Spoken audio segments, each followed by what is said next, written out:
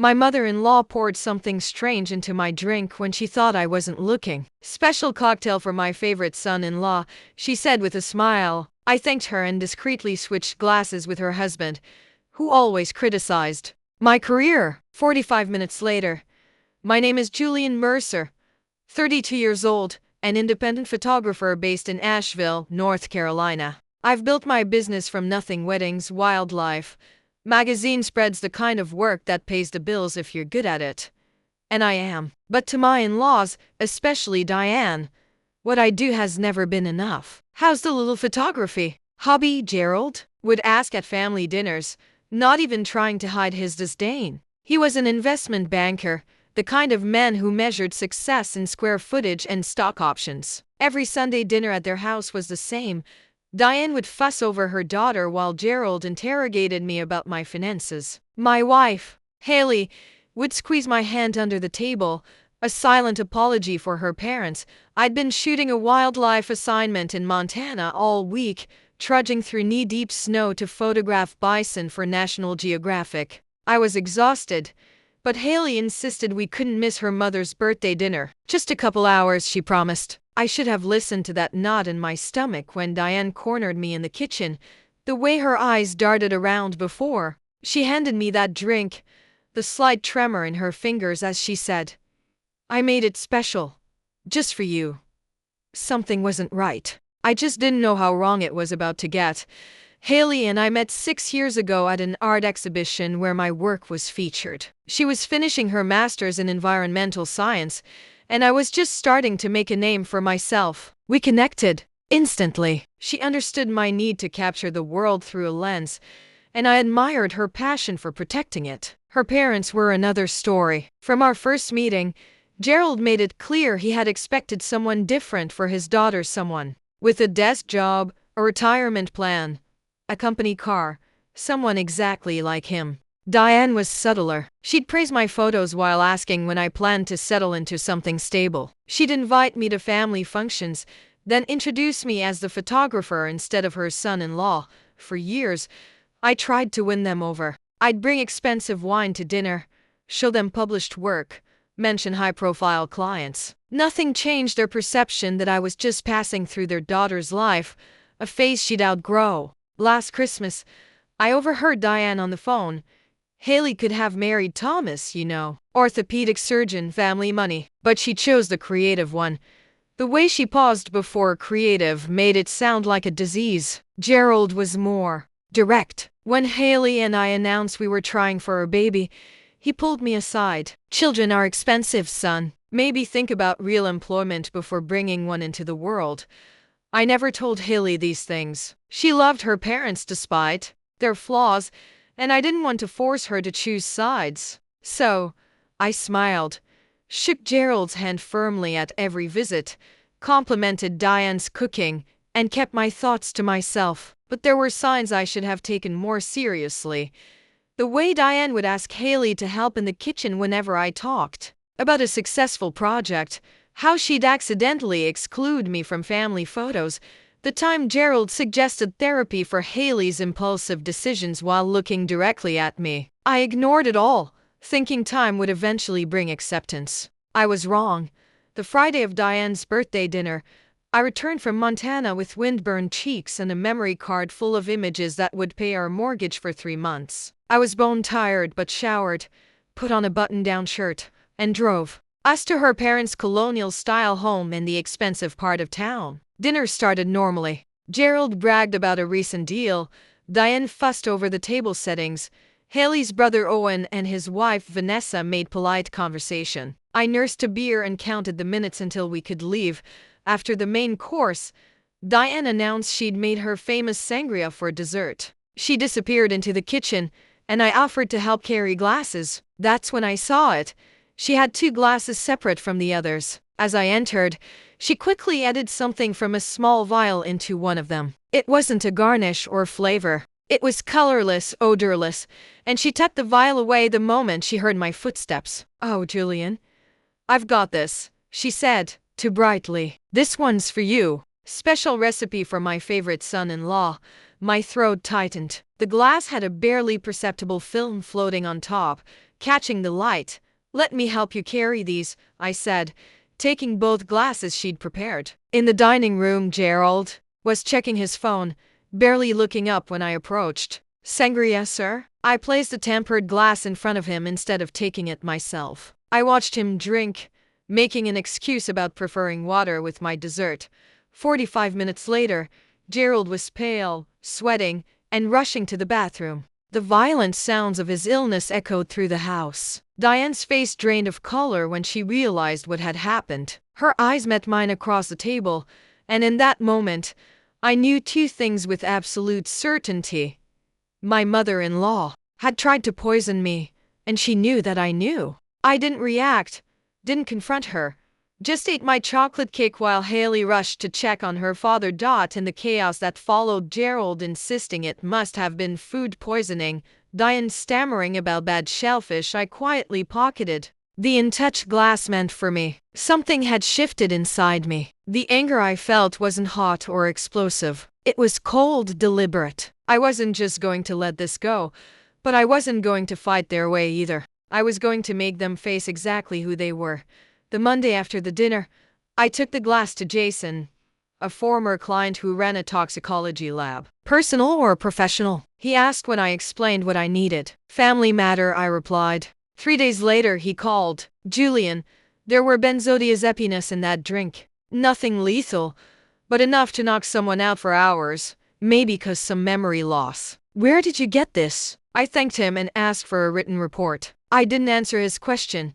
That night, I told Haley I wanted to skip Sunday dinner for a while, said I needed to focus on an upcoming exhibition. She was disappointed but understood. I didn't tell her about the test results, not yet. I needed more information first. Over the next 2 weeks, I did some digging. Diane had a prescription for Xanax from 3 different doctors. She'd been doubling and tripling her doses for years. There were also rumors about her in town, strange behavior at a neighbor's party, accusations of stealing jewelry at her country club, stories her family had worked hard to bury. I compiled everything and waited for my moment. It came when Haley mentioned her mother needed photos for a social media profile. She specifically asked if you would take them.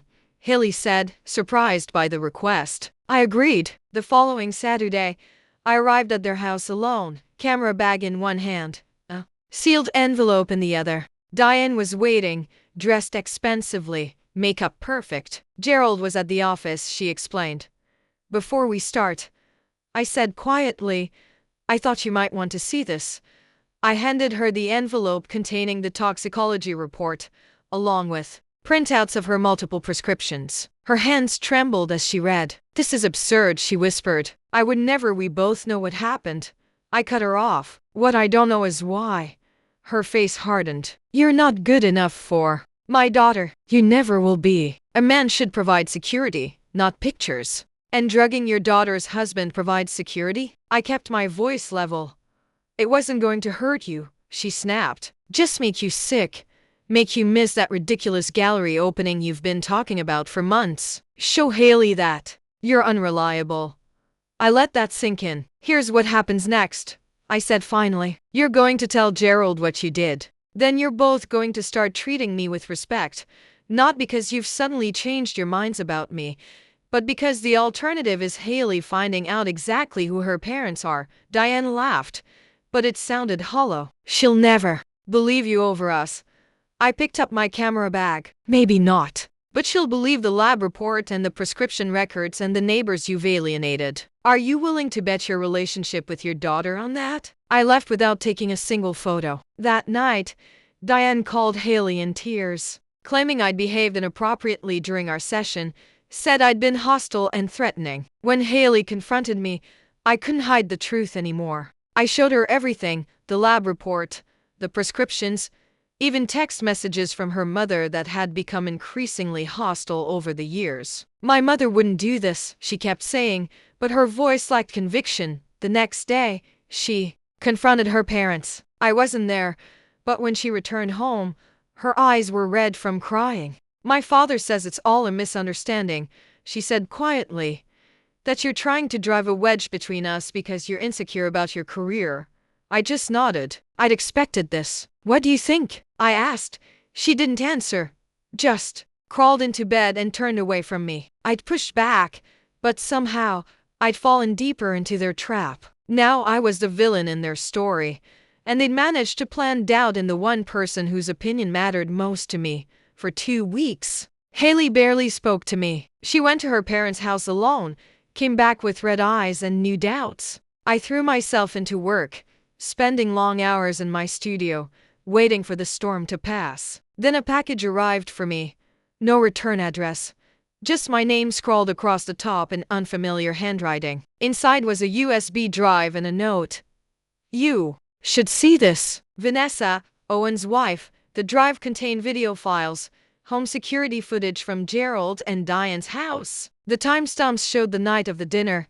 There was Diane in the kitchen, clearly adding something to a drink. There was me entering, taking the glasses. There was Gerald drinking from the tampered glass. But there was more footage from after we'd left. Diane screaming at Gerald, blaming him for drinking from the wrong glass. Gerald yelling back, "This isn't the first time you've done something like this." I watched the footage 3 times, trying to process what I was seeing, not just confirmation of Diane's actions, but evidence of a pattern, evidence that Gerald knew. The next file was from 2 days after the dinner. Diane and Gerald argued in their living room about me. "He knows what you did," Gerald said. "So what?" Diane replied. "It's his word against mine. Haley will never choose him over family. And if she does, then she's not the daughter I raised," Diane said coldly. "Don't worry.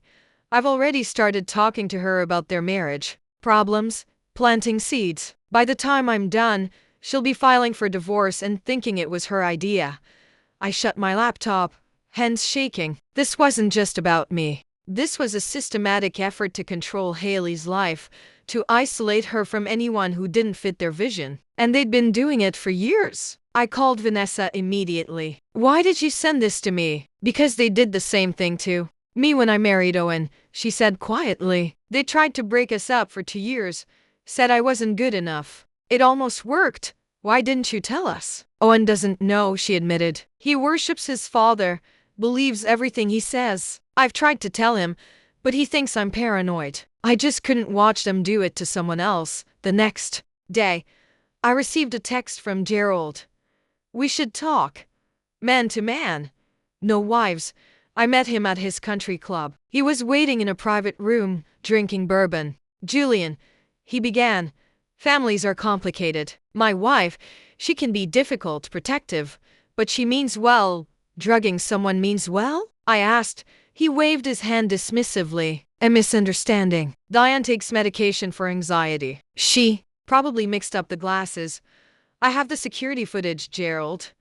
His face changed instantly, hardening into something cold and calculating. "What do you want? Money? Is that what this is about?" "I always knew you married Haley for financial reasons.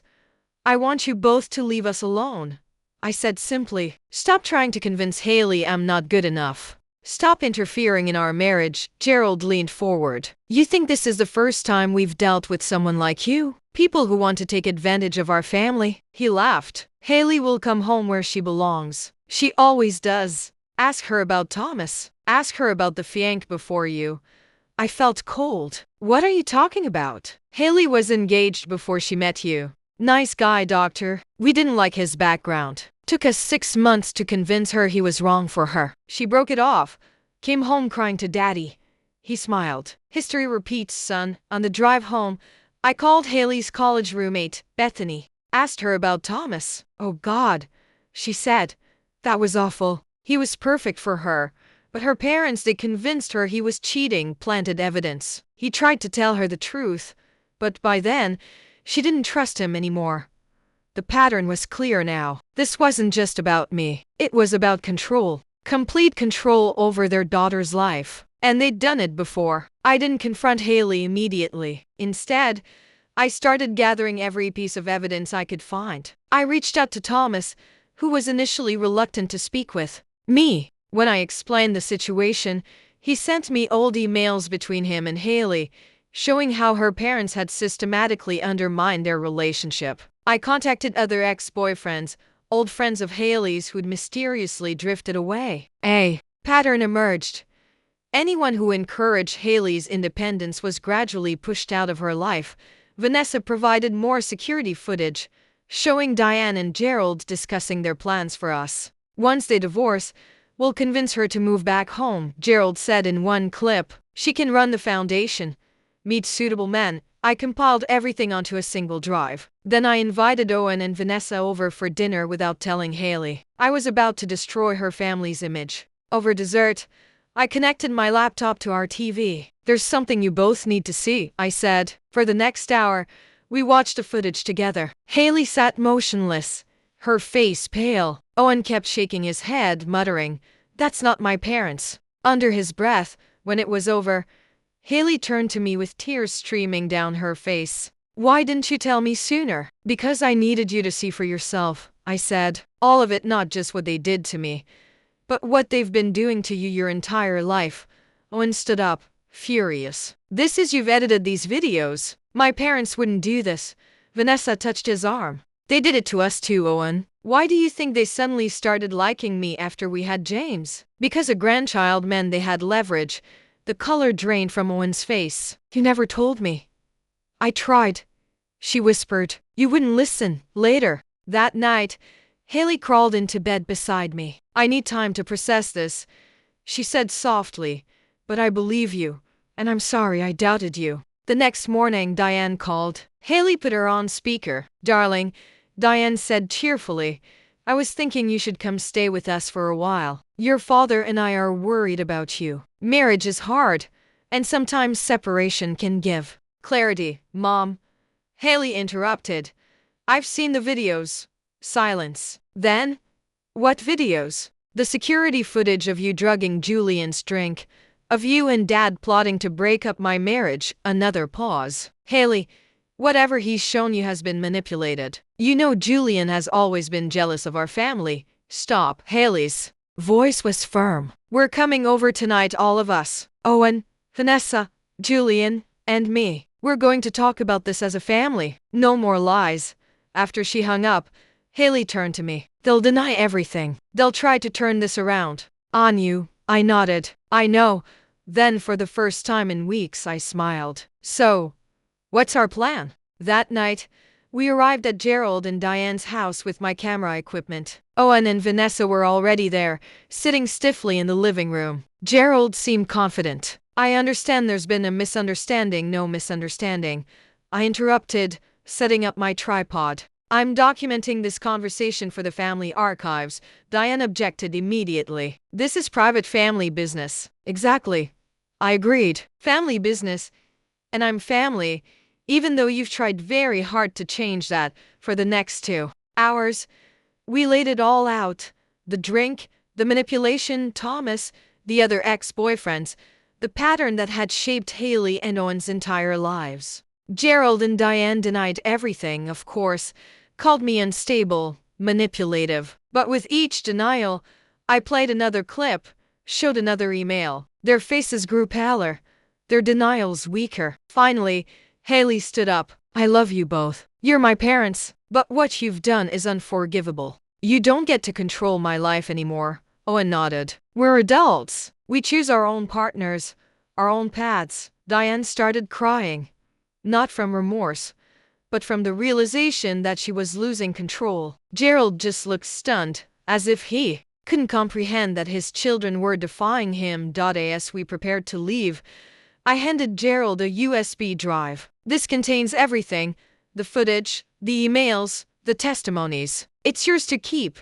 "What's that supposed to mean?" he asked suspiciously. "It means that I'm not going to ruin your reputation by sharing this with anyone else. That would hurt Haley, and I would never do that."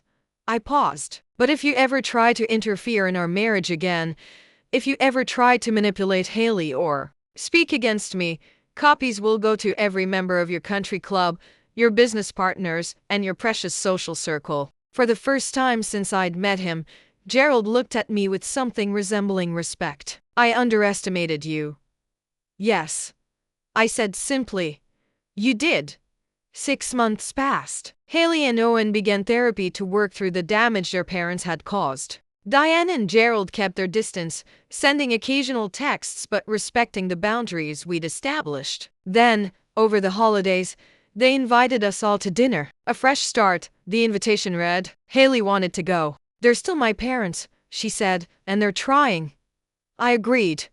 But I wasn't naive enough to believe they'd changed. When we arrived, everything seemed normal. Diane had prepared a feast. Gerald was charming, asking about my latest projects, with what appeared to be genuine interest. After dinner, Gerald invited me into his study. "I have a proposition for you," he said, pouring me a scotch. "I've been thinking about your career. Photography is, well, it's been good to you. But have you considered diversifying? I could bring you into my firm junior partner track. The salary would be substantial." I took the glass but didn't drink. "Why would you do that?" "Your family," he said smoothly, "and I respect how you handled the unpleasantness. You protected my daughter while standing your ground. That's what a real man does." I set the glass down untouched. "I appreciate the offer, but no." His smile tightened. "Julian, be reasonable. This is an olive branch, a way for us to move forward." "No," I repeated. "It's another attempt at control. You can't buy me, Gerald, and you can't stand the fact that Haley loves me exactly as I am." "Don't be a fool," he hissed, dropping the facade. "Everyone has a price." I stood up. "That's where you're wrong, and that's why you'll never understand your daughter." I walked back to the dining room, where Diane was showing Haley photo albums. "Look at these," she was saying. "You were so happy when you lived at home." Haley caught my eye across the room. She could see from my expression that something had happened. I gave a slight nod, and she stood up. "Mom, Dad," she announced clearly, "I have something to tell you." Everyone turned to look at her. "We're having a baby, Julian and I. I'm 3 months pregnant." The shock on their faces was genuine. Diane recovered first, rushing to embrace her daughter with tears in her eyes. Gerald approached more slowly, glancing between Haley and me. "Congratulations," he said stiffly. "Thank you," I replied, then, lowering my voice so only he could hear, "This child will never be a pawn in your games. I promise you that." His face hardened, but he nodded once. He understood the message. As we drove home that night, Haley squeezed my hand. "They'll never change, will they?" "No," I said honestly.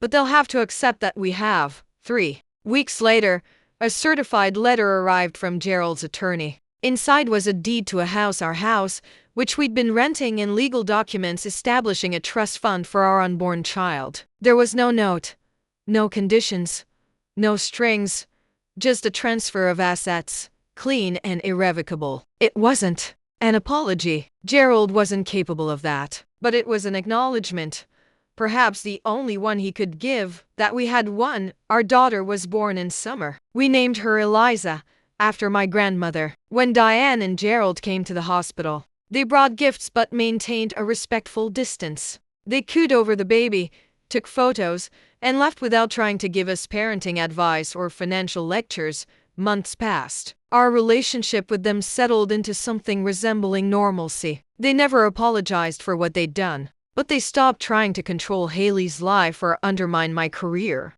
One evening, as I was editing photos in my studio, Haley came in carrying Eliza. "My mother called," she said. "She wants us to come for Christmas." I looked up from my computer. "What do you want to do?" "I think we should go," she replied, "but with conditions. We stay at a hotel, not their house. We leave when we want to leave. No unsupervised time with Eliza." I nodded. "Sounds reasonable." She sat down beside me, bouncing the baby gently. "You know, I used to think success meant making my parents happy, getting their approval, meeting their expectations." She looked down at our daughter, then back at me. "Now I know it's about making choices I can be proud of, standing by the people I love."